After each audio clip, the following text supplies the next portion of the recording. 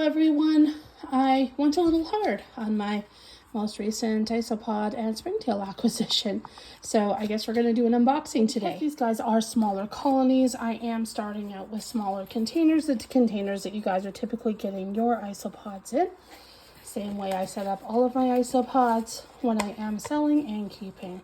So the first guys are going to be the Priscilliolabius white. This is a young colony, so babies. I did know that when I purchased these guys. So these guys are going to be similar to your dairy cows at full size. So you can see they're quite cute. They're little white guys.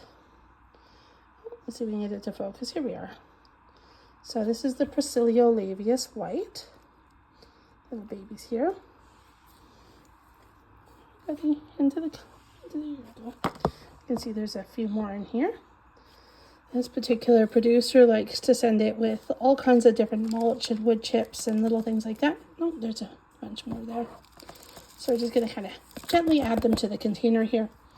Make sure I sweep out anything from the bottom. You never know where the babies are going to be. So this is the first little guys that we purchased. So these guys will be the size of dairy cows eventually.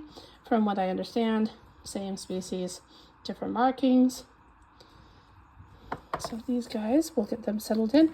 As you can see, I have sphagnum moss in the back here. This is always soaked down. I am wearing gloves because you never know. Some of these species can get a little, not spicy, but they can become a problem if you don't take care of them properly. So I'm just going to give these guys a little extra sphagnum moss here so they have lots of places to hide, lots of humidity. They do need a moderate amount of humidity and moderate amount of the ventilation as well, which is why you have lots of holes on the front and a few on the top here just to help with that. So these are the first guys, and I just realized I didn't even have a light turned on for y'all. Okay, so the second species we're going to be doing here is the Priscilliolabius orange. Again, a young colony. I did notice when purchasing from this producer, I'm totally okay with it. I'm actually very happy with it. So these guys might take a little bit longer to grow out. That's okay.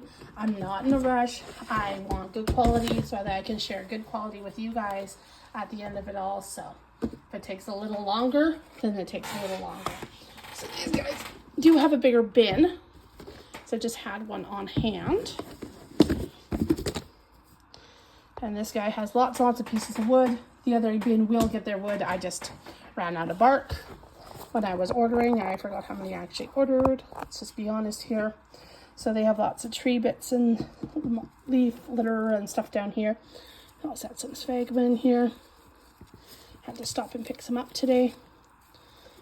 So they have lots of places to hide where it's really humid, a little bit drier over here. Some drier pieces in general. Eggshell, as you guys have seen, if you've purchased from me already, you know that I do like to keep some eggshells in there. So in here somewhere, we will find Priscilliolabius orange. Let's see. Oh, there's one little guy right there. You can see him right there in the middle of the screen. Oh, there's another guy. Looks like they're all kind of hanging out right there in the middle. So these guys are another species very similar to the dairy cow. Sorry, not another species. Same species, different coloration. So this is the orange variation. Just gently dump them out. There's one we can see quite nicely here. This is a young colony. This is literally just babies. But I'm okay with starting out with babies and young animals. Sometimes they're a little easier to actually transport in some cases because they don't have such a hard time staying humid enough. And in some species, it's actually better to purchase babies. And there is one of those species in here. Thankfully, these were relatively local to me. We did have to drive a little bit to meet the person who did produce these guys. But that's totally okay with me. So they are over in here, getting settled. Where'd they go? There they are. So they'll settle in over the next little bit, and hopefully we'll have some babies here in the next couple months. And then we can start sharing the Priscilliolabius orange. Right. By the way, these snap top containers are literally just from the dollar store. If y'all want to find them, you can get them from the dollar store. They are absolutely fantastic for isopods and things like that. They have a nice high roof, which keeps anything from getting too exciting and running away. I am going to keep the most exciting thing till the end here. So the next one we have is the one I am wearing gloves because of. These guys are the dwarf purples. The dwarf purple, the fun thing about them is that they are able to be, they're parthenogenic. So basically that means that they can produce without having a male. In fact, there is no males in this species at all. And because of that, they can be very, very quick to get into mischief in places you just don't want them to. So just as a precaution, I am wearing gloves. I don't want to accidentally transport any of these little buggers into a colony that I don't want them in. So just trying to kind of see them there. They are very, very tiny. They are very tiny species of isopod. They are a humidity loving species. So this is why I am wearing the gloves though, is because I don't want these guys getting loose and getting into some of my more valuable, slower growing isopods like the ones I just got today and some of the species that I am getting over the next bit. They are a high humidity lover and they do not need a ton of ventilation, which is super nice. But again, always make sure your animals are happy, healthy, etc. So just give them a little extra. Oh right, sorry, I actually have 2 containers of these guys. So, and yes, that really is a pasta noodle. Nobody is losing their mind. Trust me, my husband thought he was losing his the other day when he saw me feeding my isopods pasta noodles. But for some weird reason, my dairy cows are obsessed with them. So these are another colony of the dwarf purples. Check them out here. See. Yeah, they're just really tiny. It's really hard to see them. Like honestly, when I first saw them a few seconds ago here, I honestly thought they might have been springtails because they are very, very small.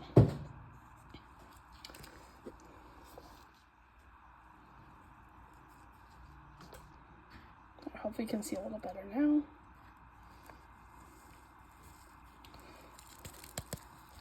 So these guys are the ones you have to be very careful with, because if you get one in your bin, you'll have 5,000.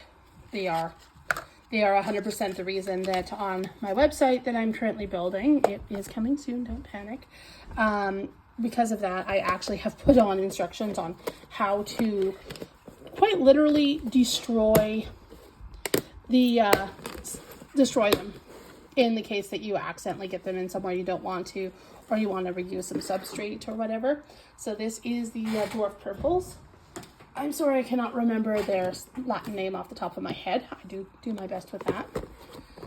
These guys are the dwarf whites. And I am actually just going to pause this for 1 second while I change my gloves just out of here. We're back. Fresh gloves. I am a paranoid keeper, and I am a paranoid keeper for a reason. I did have some dwarfs at one point. They got loose.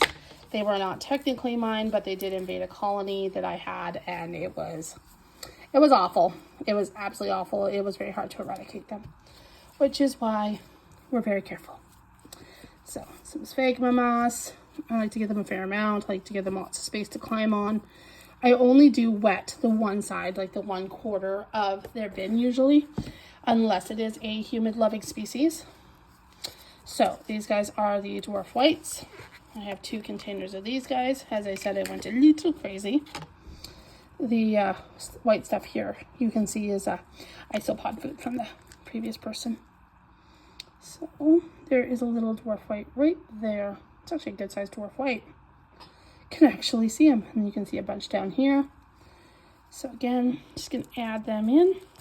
These guys are great for things like dark fog enclosures or reptile enclosures where it's higher humidity and you want something that can defeat your reptiles and not just get munched on all the time. So these little guys will grow really quickly. Again, it is a parthenogenic species, so we are dealing with animals that will only need one animal to reproduce. They basically clone themselves, which is horrifying. Again, some more dwarf whites. And lots and lots and lots of those guys. So you can see them all over the place in here. They look absolutely fantastic. I always love buying from this person. She's always got the best stuff. And no, I will not give out her name. Haha. She is somebody, however, that I can get stuff from, and as you all know, I don't upcharge when I do order things in for people that I just don't have breeding quite yet. So, oopsie, sorry, people. So yeah, these guys will settle in and they'll start doing their thing, and they will be producing here soon. So the dwarf whites and dwarf purples I should be able to sell here fairly quickly. It usually does not take long for them to go ahead and become absolutely invasive. Okay, just switching out my gloves, and we will be right back with your terribly paranoid isopod keeper. The next ones, you'll understand why I've been so paranoid about doing anything and everything. So as you can see, these guys have a lot more bark and things like that. Lots of leaf litter. And these guys are actually going to get a lot more sphagnum moss than some of the others have. Just because these are really a humid-loving species, they also really need a lot of calcium. A lot of calcium. These guys do come from limestone caves. So you might have guessed what species it might be by that little tidbit. So these guys are just, yeah, these are my pride and joys right now. So they're getting extra everything here. Just use up lots of the moss. Just because I want to make sure this is exactly what they want. This is far from the cheapest species, but not by far the most expensive variety of this species to keep. So I'm really excited for these guys. And where did I put you? Oh, you're up there. So this is where things get crazy for me, because this is the first time I'm actually keeping Cubaris. So I did get Cubaris Panda Kings. This is actually a species that if you do purchase from me, you would only ever get juveniles. Juveniles don't dehydrate as fast as their larger counterparts. This is actually the very first time I'm seeing them in person. So I'm like, I am super pumped. I am super pumped. Because like I've wanted these since I saw the rubber duckies come out way back when. And they were like $300 and up. And oh my gosh. Okay, you guys, this is the cutest thing ever. Look at him. Oh, this is my very first Cubaris. Like, this is my very first Cubaris.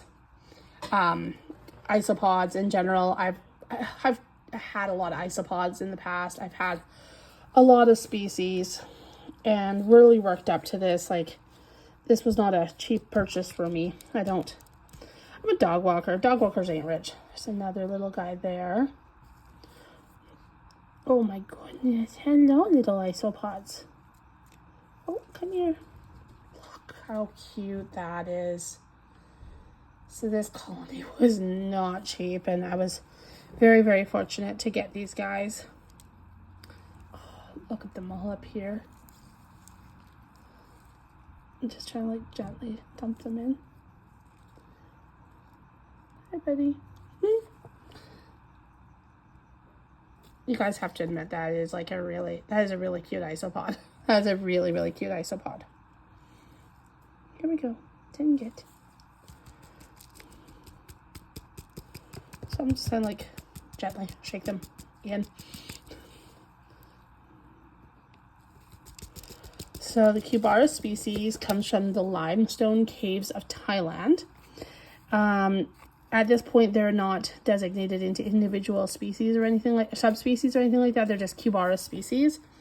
And then, oh my god, look at that tiny little baby up here. Where'd he go? There he is. But they are not designated into like specific colors or subspecies or anything like that, which can make things difficult because we really have to rely on what the buyer is telling us the species, like the coloration is.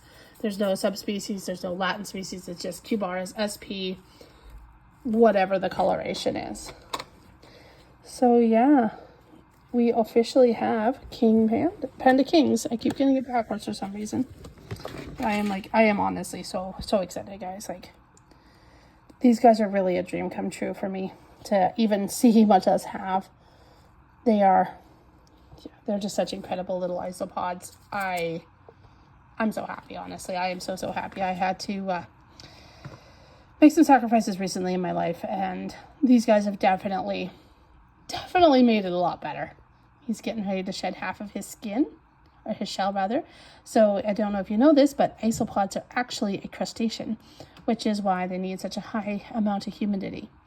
No, my bins are not gorgeous. My bins are 100% meant for function. Like there's no bones about it. I would love to do the beautiful bins and everything else, but I find that my guys do honestly the best in the bins that just aren't meant for looks. I always find that they just do way better in these bins like this. So again, these are just from the dollar store, these containers here. But for some of the species, I just find they did really well because they have such a nice depth. Cubaris do like to burrow, so that was another reason why I did do that. So, backed by popular demand, we also have the orange springtails, happily munching away there. These guys won't be available yet for a while, but as soon as they are, I will update everybody on Facebook. Got another bunch here. So I do keep springtails in all of my isopod containers, so I never seem to actually have some to sell. There's a bunch more orange. So I did invest in getting an extra couple of colonies of the just plain whites. So those are going to be available shortly. I did promise somebody a couple colonies already, so those are already pre-sold, but there is the whites. And these guys, again, I do keep them in all of my isopod containers because they actually work as a cleanup crew for my isopods, and eat all their poop and any detritus, like any kind of mold or anything like that that might cause a problem in my isopods. They take care of that for me. So anyways, that is the end of the unboxing. I gotta go get all these guys into their appropriate spots because I do have a decent organization system. It's a miracle for anyone who knows me. So anyways, I digress. Have a great day, and thanks to you all for checking into Iso Funky. Bye.